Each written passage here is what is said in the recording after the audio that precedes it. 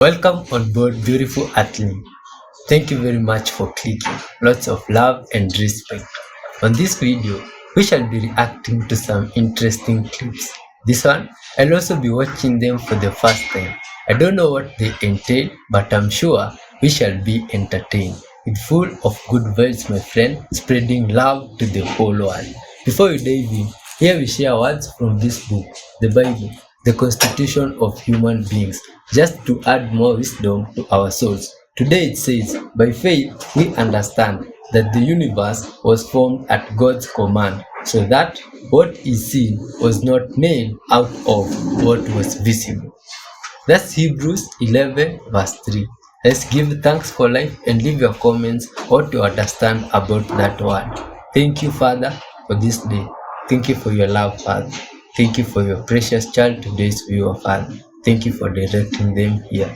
May you bless them abundantly through this video, Father, and give us a wonderful experience together.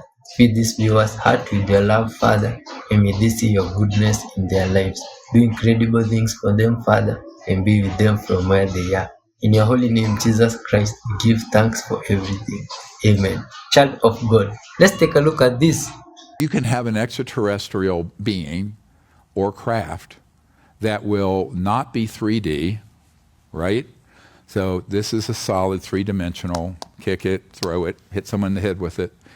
This can be resonantly shifted beyond this frequency of light, matter, electrons, etc. And when that happens, it can be hovering right in this room. You won't see it unless you can see it with your mind or some sensitive instruments.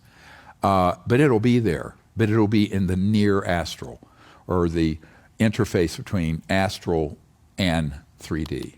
Because believe it or not, the way the cosmos and all of reality is made, at the center of it is the pure conscious field, the infinite consciousness. From that, the first emanations are frequencies of thought sounds, the so-called causal cosmos. That then gives expression to the worlds of light, astral, from celestial to whatever, to less refined. And that gives rise to the 3D. So it's all folded within like a conscious quantum hologram. Wow, that's some interesting beginning, my friends. Hey, this good vibes guy sounds like he's informed on lots of stuff. Could that be the technology that the UFOs use? That is the top of the Empire State Building.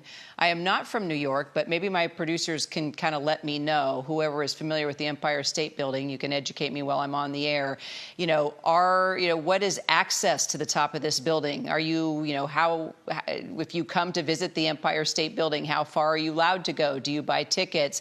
I went there once as a child. I don't remember, but I'm curious how these two got up there. So it is an observation deck. Okay, so they are at the observation deck, but this is not an area where you're allowed to go up to where the antenna is. But they clearly got to the observation deck. They've moved their way up to the top of the antenna. I'm being told it's a man and a woman protesting at the top of the Empire State Building. The banner reads, "When the power of love beats the love of power, the world knows peace." Hey, that sounds like a good message. 204 feet tall, that antenna. So we don't know much about these two individuals, except that this is a pretty risky move, folks. And clearly we've got a live shot. We don't know what exactly they're protesting, what has driven them to get to the top of Empire State Building. But we do have our chief investigative correspondent, Aaron Katursky, on the line. Aaron, I don't know if you're finding out anything about this man and this woman. Is this, a serious protest? Is this a stunt? Is this something? So many questions here. But bottom line, it's dangerous, and we are monitoring it live. It is incredibly dangerous. It is likely a criminal trespassing situation. The NYPD is looking at the same images that we are, Kira, showing two people unfurling a banner at the top of the Empire State Building at a time when the NYPD has just started working 12-hour shifts and trying to blanket the city in security in anticipation of all the events tied to the 4th of July and America's 250th birthday. This is not something that the NYPD wants to see. I'm not sure how they're going to get them down. They are certainly going to be arrested once they are down and taken into custody. But the message of love, or whatever the banner says, is clearly meant to draw cameras. These two people have certainly drawn plenty of attention with a stunt like this. You can see there on the observation deck of the Empire State Building that tourists are there as usual, whether they're aware even that somebody may be on top of the spire of the Empire State Building. It would be difficult to see from that vantage point.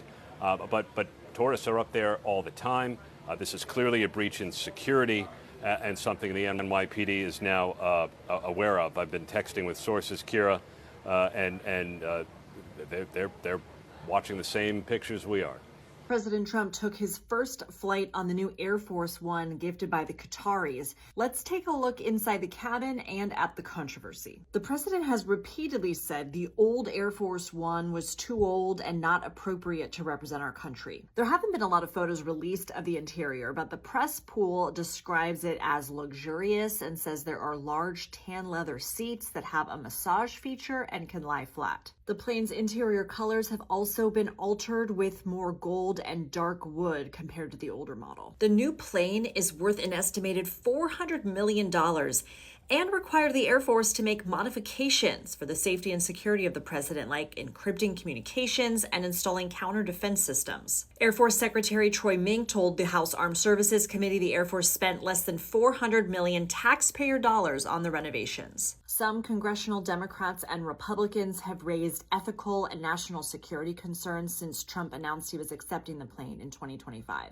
The maximum value for a presidential gift from a foreign government is set by Congress, and it's $480. Since the plane is worth much more than that, it is the property of the U.S. government, and Trump can't keep it when he leaves office. But he can move it to his presidential library, which is what he has said he'll do. He's expected to use it until 2028, when Boeing delivers 2 new permanent Air Force One jets. The first job that AI will destroy and eliminate, and I advise nobody goes into this field because this field will be wiped out, is radiology. Computer vision is superhuman. A computer can recognize images, detect anomalies with superhuman capability, never gets tired, never miss a detail. As a result of that, radiology is going to be wiped out.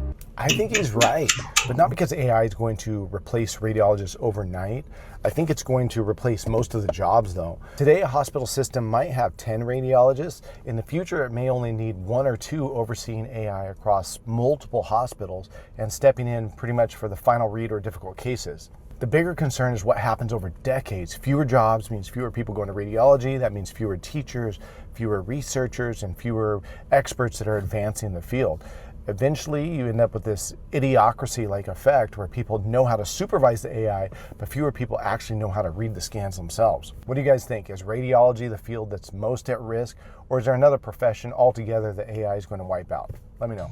Lots of professions at risk. Go down the CERN rabbit hole. So if I have this wrong, please correct me so I can understand it right. Because I feel like, oddly enough, this is a lot for me to wrap my brain around.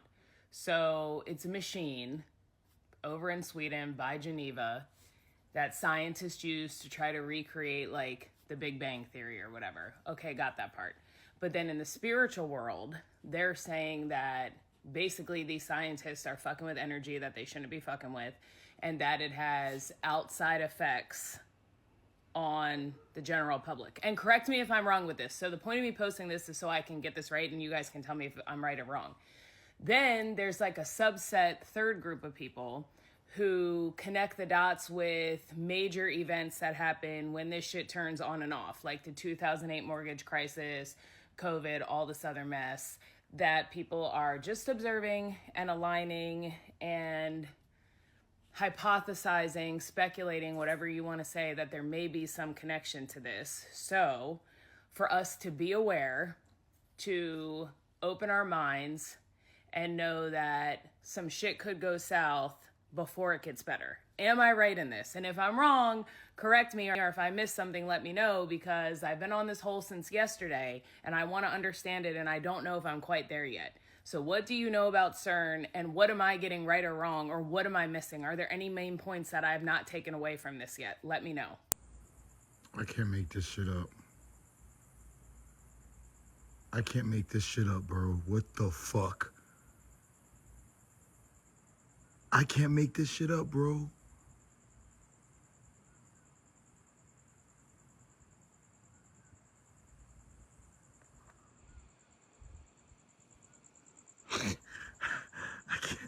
I can't make this shit up, bro. What the fuck is that? Man, this is strange. Could those be aliens? Jesus. Jesus fucking Christ, no. Jesus fucking Christ, no. What the fuck? I can't make this shit up, bro. This cuttlefish has the ability to mimic any and all of its surroundings to escape notice from predators and hunt for itself. But why is it mimicking a dragon? Can somebody tell me why this cuttlefish is mimicking a dragon? The cuttlefish has 3 layers of specialized skin. It has chromatophores, it has iridophores, and it has lucifores, stacked to change color, reflectivity, and the texture in under a second. It has camouflage that is active mimicry. It can flatten itself like a rock.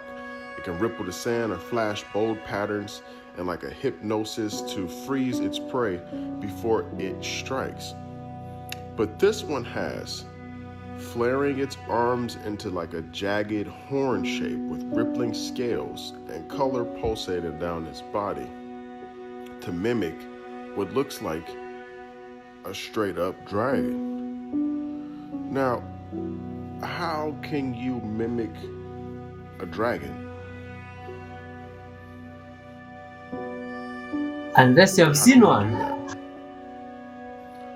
In order to mimic it, there has to be what?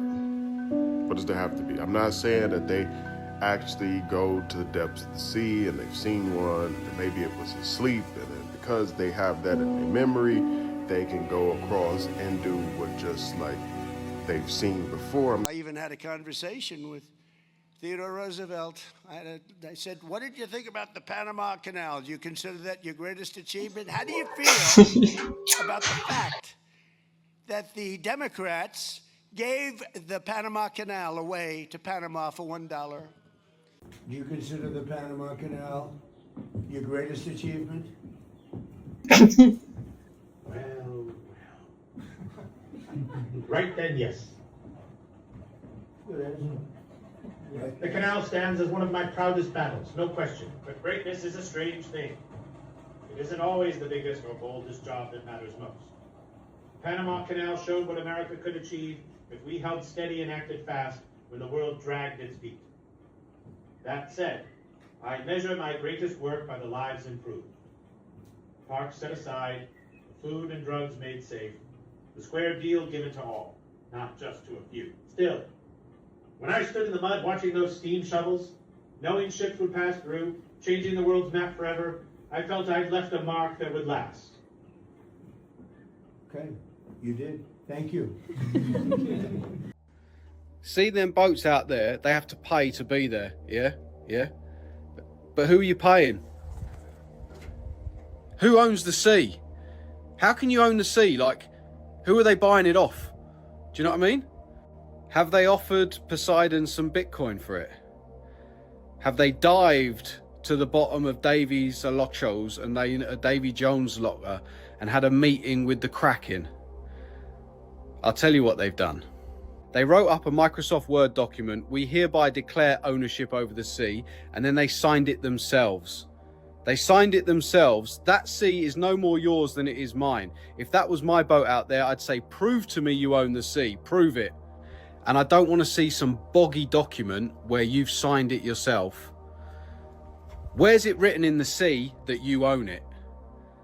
And then I'll pay you. It's the same as, oh, they were in our airspace, in your airspace. How can you own the air? Who are you?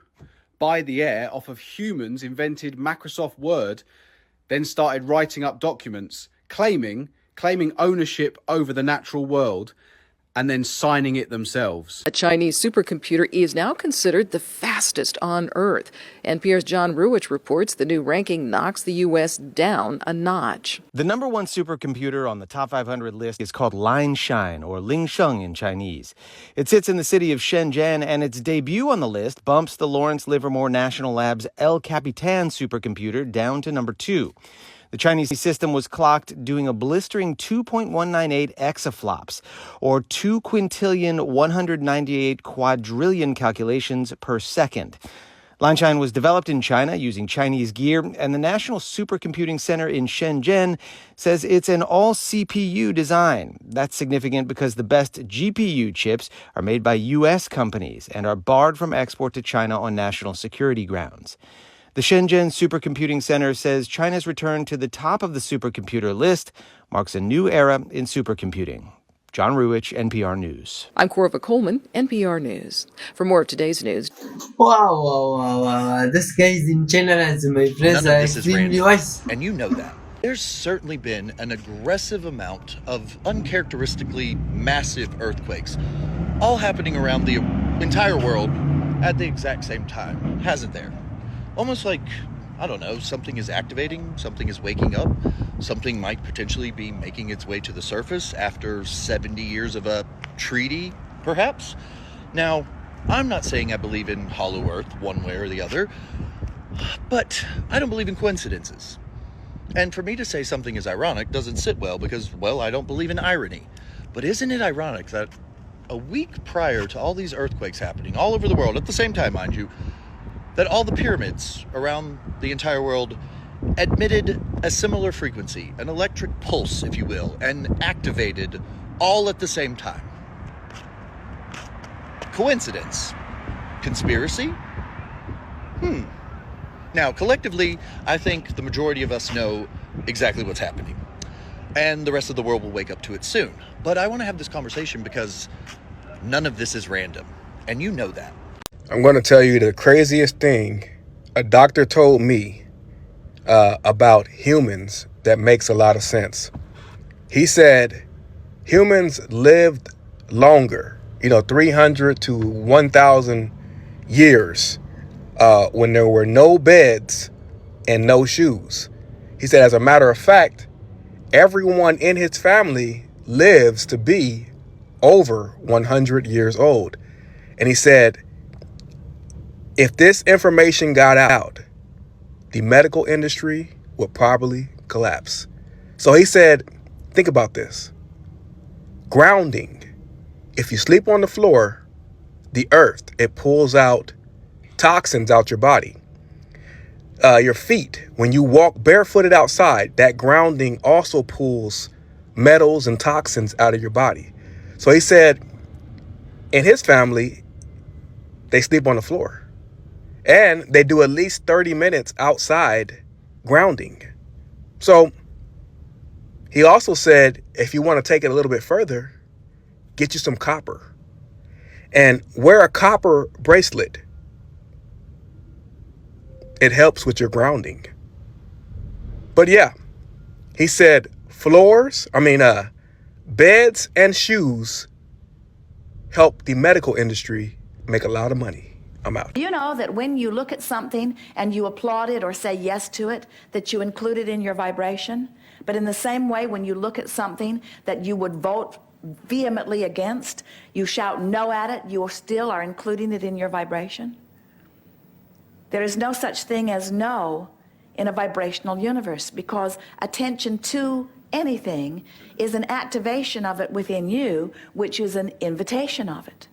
Now, don't worry about it, because the stream of well-being that is the basis of who you are is so predominant. and you have enormous leeway. You can give your attention to quite a few things. You can give your attention to anything and everything without it immediately adversely affecting you, or to something wonderful without it immediately positively affecting you. In other words, you don't change your vibrational frequency and your vibrational countenance and your vibrational point of attraction instantly. You do it over a long period of time. As you evaluate the contrast of your time-space reality, you are continually launching rockets into your vibrational future. And those rockets begin to coalesce together, and they become your future experience. But even as you are launching rockets, in any moment in time, you must become a vibrational match to the rocket that you have launched. We like to say all of the things that you've been asking for are held for you out here in vibrational escrow, just waiting for you to become a vibrational match to them. So you could ask yourself in any moment, based upon the way I feel right now, I feel joyful. What does this mean? This means that I am moving steadily toward the manifestation of the joyful things that I've launched into my vibrational future. Oh, but Abraham, I'm feeling pretty ornery. What does this mean? This means that I am systematically moving toward things that I'm not going to like when they manifest.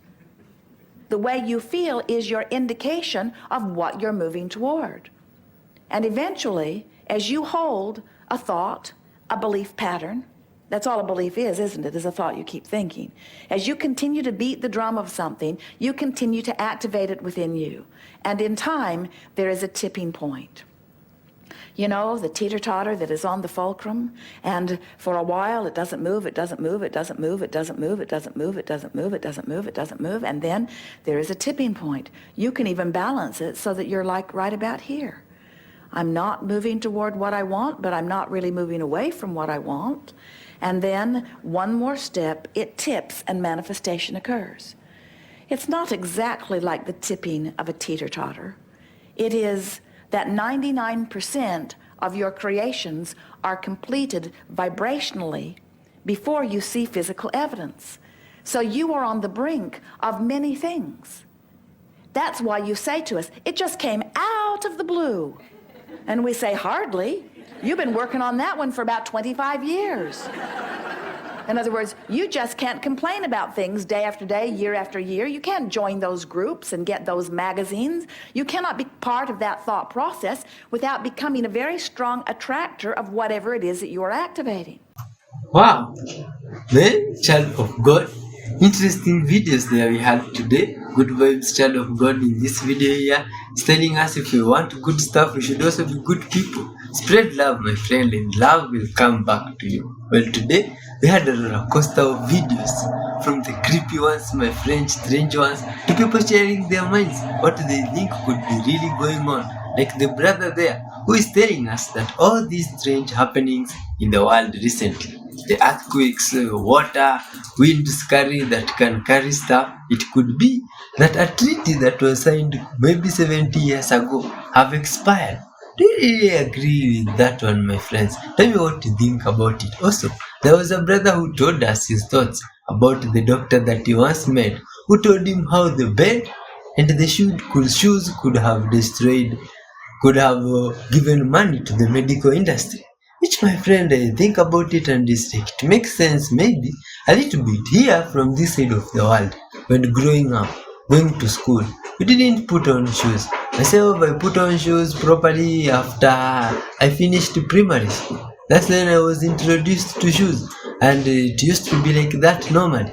My parents and the people before them, they put shoes when they have already grown up, and when they saw it's something being done by modern people. It's crazy, my friends. Maybe that doctor visited this side of the world and so people could be extremely healthy.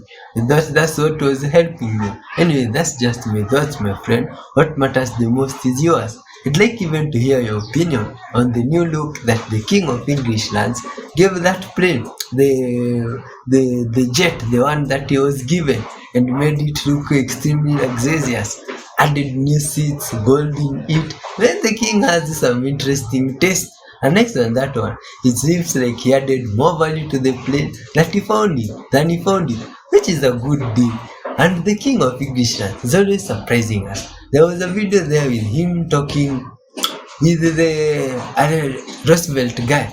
I thought that guy was unarrived a long time ago. I'm surprised you could still speak to him through some machine there. I don't understand the technology, but I think it's crazy stuff, that one. And in English lands, there is always surprises, day by day. We saw some other two guys there, the man and the woman, who had climbed on top of that tall tower. What did they say it's called? Yeah, that one. They climbed on top of it there with a flag. How did those guys even reach there? Humans, my friend, can go beyond the limits and do anything. Incredible stuff. Thanks for your time, my friend. We've seen lots of videos here today together. Your opinion, what matters? Tell us in the comments, hit that like button, and watch this video that we suggested here. It's full of love. Bye bye. Till next time, my friend. Peace and love.